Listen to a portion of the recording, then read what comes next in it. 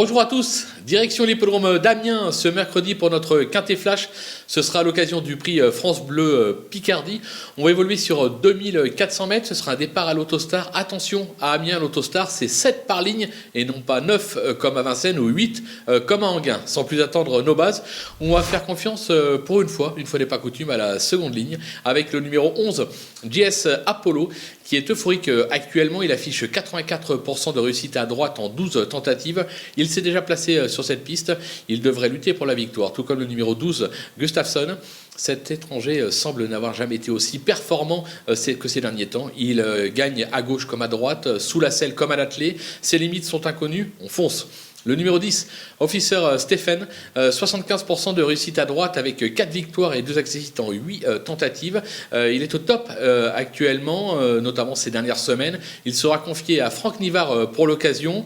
On dit tout simplement oui. Les opposants, avec le numéro 4, Frenchman, Sage, il est rarement plus loin que 4e, il excelle à droite, il découvre Amiens, mais ce ne sera pas un souci, compétitif en étant déféré des postérieurs, il a son mot à dire aussi dans cette épreuve. Le numéro 8, Zelov, qui cherche sa course cette année, il va découvrir l'hippodrome d'Amiens, mais affiche 100% de réussite à droite en 4 sorties, il doit lui aussi pouvoir jouer un très bon rôle dans cette épreuve. Le numéro 13, Foylet Buissonnet, qui reste sur une probante 3e place à ce niveau, c'était sur l'hippodrome de Cabourg, donc à droite.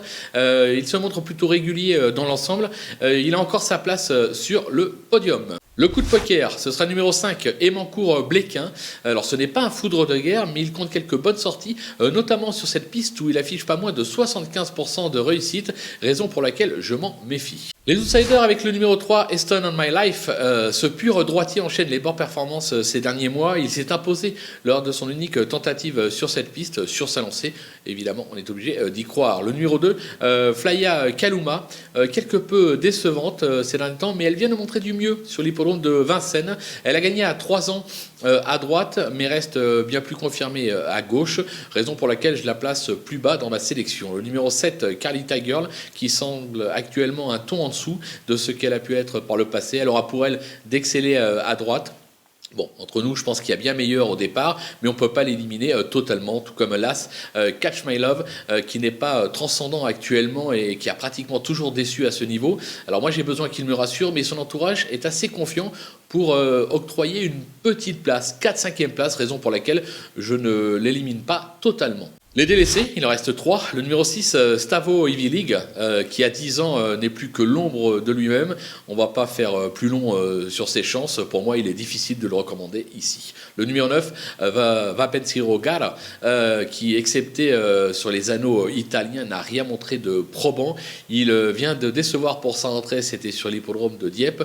J'ai besoin qu'il me montre autre chose avant de le conseiller dans une sélection. Et enfin le 14, Éminent d'Orgère, qui n'y est plus trop ces derniers mois, comme l'attestent ses 9 derniers échecs. Il a échoué lors de son unique tentative sur cette piste, raison pour laquelle là aussi je l'élimine.